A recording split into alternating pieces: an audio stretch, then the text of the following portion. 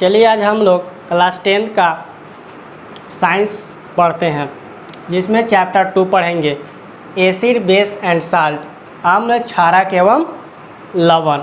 ठीक है, तो इसमें हम लोग एसिड के बारे में पढ़ेंगे, बेस के बारे में पढ़ेंगे और कुछ इंडिकेटर के बारे में पढ़ेंगे जो एसिड और बेस को हम लोग पहचानेंगे उससे। ठीक है, तो चलिए पहले एसिड के बारे में पढ़ते हैं।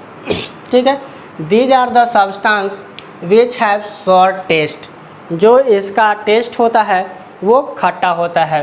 सेकेंड पॉइंट हम लोग देखते हैं, they turns blue litmus solution red, तो ये क्या करता है कि नीला लिटमस जो होता है उसको लाल कर देता है। अगर ब्लू लिटमस को हम लोग एसिड सॉल्यूशन में डालेंगे तो रेड हो जाएगा।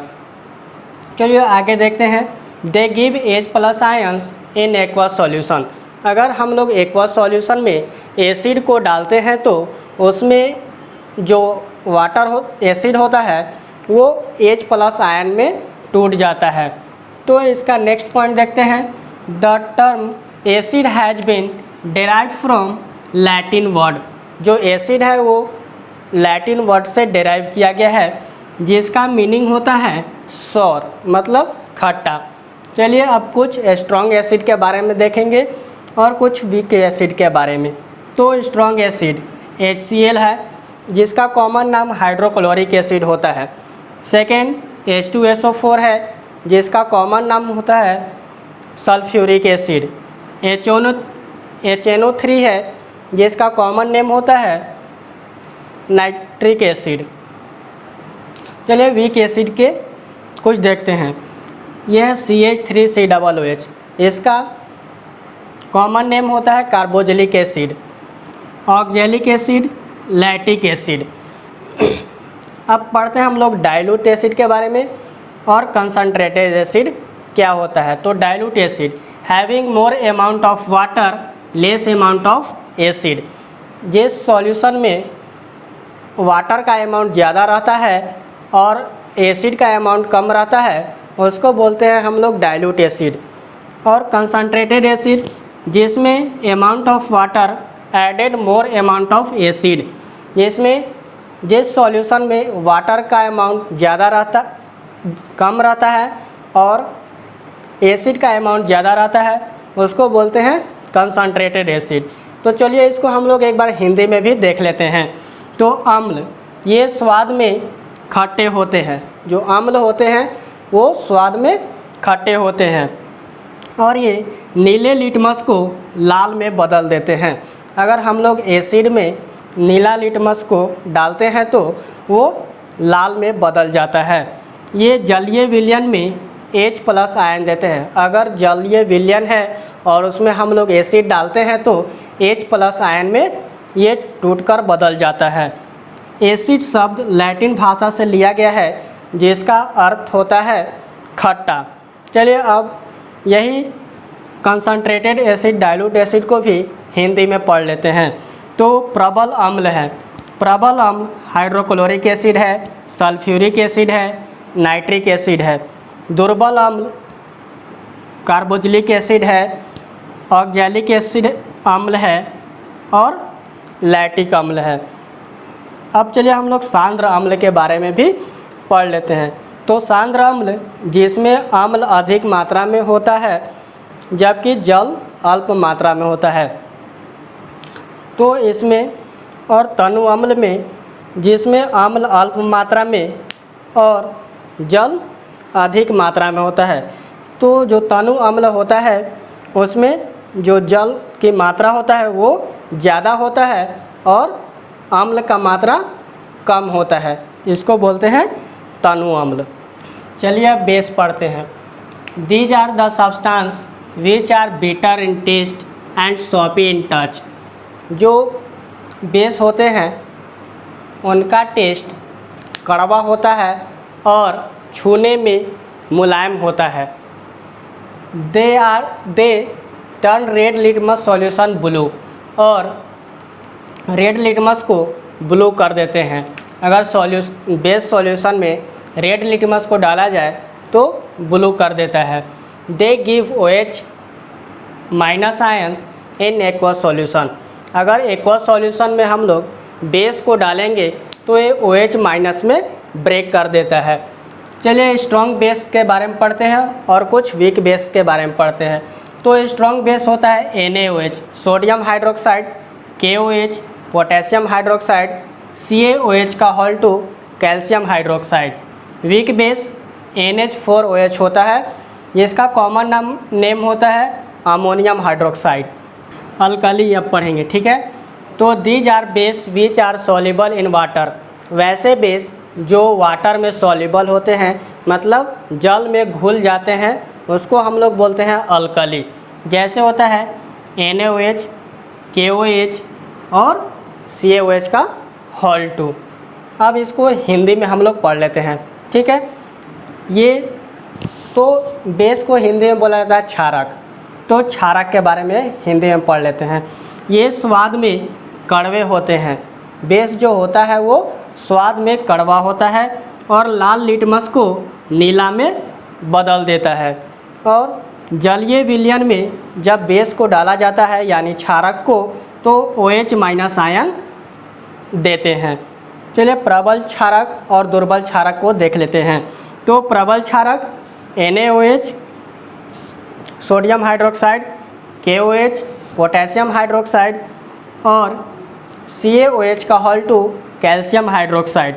दुर्बल क्षारक अमोनियम हाइड्रोक्साइड और यहाँ पे क्षार, जिसको इंग्लिश में अल्कली बोले थे, यहाँ पे अल्कली जल में घुलनशील क्षारक को क्षार कहते हैं।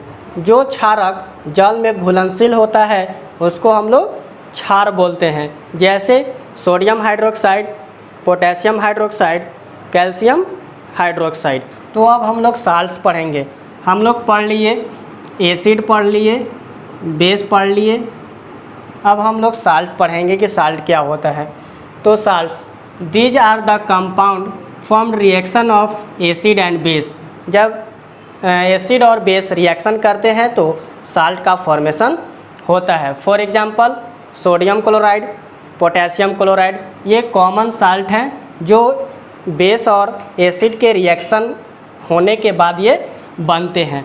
अब लवण पढ़ते हैं। लवण क्या होता है? सो लवण अम्ल व क्षारक की परस्पर अभिक्रिया से प्राप्त होता है।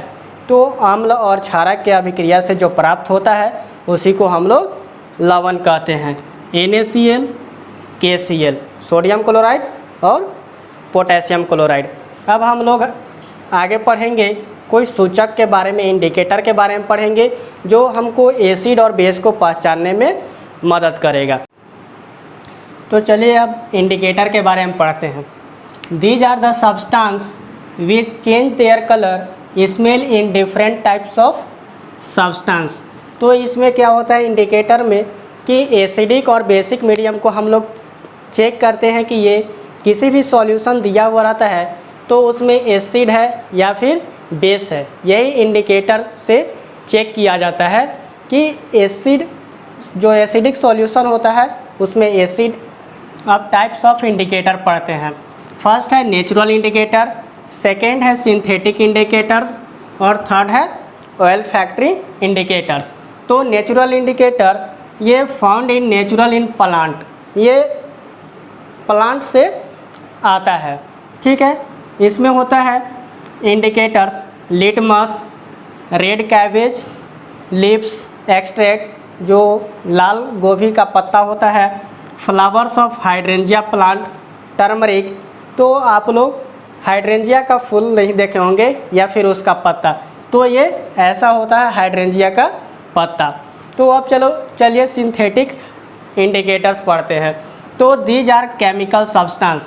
तो सिंथेटिक इंडिकेटर में इसमें केमिकल सब्सटेंस होता है, जैसे मिथिल ऑरेंज होता है, फिनफ्थलीन होता है। अब पढ़ते हैं ऑयल फैक्ट्री इंडिकेटर्स।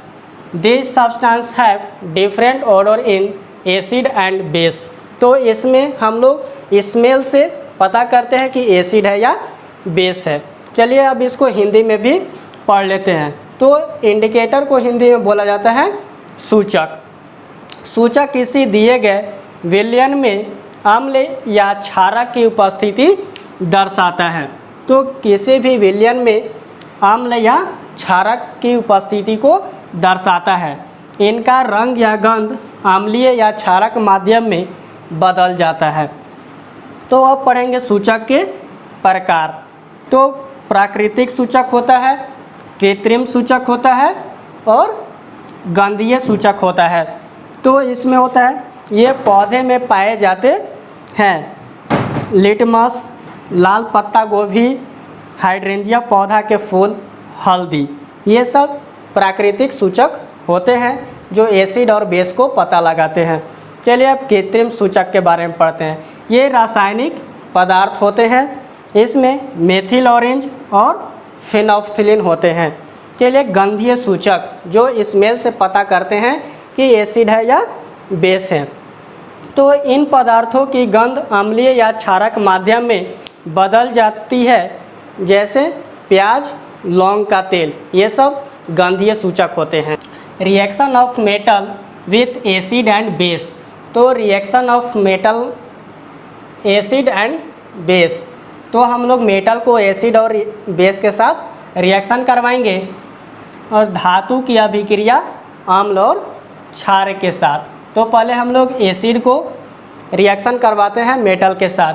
तो acid plus metal will give salt plus hydrogen gas, अर्थात अम्ल को धातु के साथ अभिक्रिया करवाएंगे तो लवण प्लस हाइड्रोजन गैस बनेगा। तो इसका एग्जाम्पल देखते हैं कि HCl plus Zn will give ZnCl2 plus hydrogen gas. जब एसिड बेस के धातु के साथ रिएक्शन कर रहा है, एक Zn धातु है उसके साथ रिएक्शन कर रहा है, तो ZnCl2 ये साल्ट का फॉर्मेशन कर रहा है और हाइड्रोजन गैस रिलीज हो रहा है। तो चलिए अब बेस पढ़ते हैं। बेस को मेटल के साथ रिएक्शन करवाते हैं। तो बेस को मेटल के साथ रिएक्शन करवाएंगे तो बनेगा साल्ट प्लस हाइड्रोजन गैस, या क्षार प्लस क्षार को धातु के साथ रिएक्शन करवाएंगे तो अम्ल प्लस हाइड्रोजन गैस। तो इसका भी एग्जाम्पल एक देख लेते हैं। तो NaOH जो एक बेस है, इसको Zn धातु के साथ रिएक्शन करवाते हैं तो Na2ZnO2 प्लस हाइड्रोजन गैस का फॉर्मेशन होता है। Na2ZnO2 का कॉमन नेम होता है सोडियम जिंकेट। तो चलिए अब एक टेस्ट पढ़ते हैं जिसका नेम है पॉपअप टेस्ट। तो hydrogen gas release can be tested by bringing burning candle near gas bubbles at burst with pop up sound. तो इस टेस्ट में हम लोग हाइड्रोजन गैस का टेस्ट करते हैं, जो जहाँ से हाइड्रोजन गैस निकलता है वहाँ पे हम लोग जलते हुए कैंडल को ले जाते हैं, तो एक साउंड के साथ ब्रस्ट कर जलता है और साउंड के साथ वो जलता है।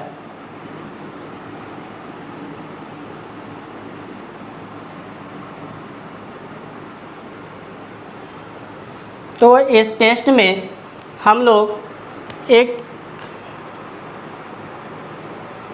बीकर लेते हैं और इसमें एसिड का कुछ मात्रा डालते हैं।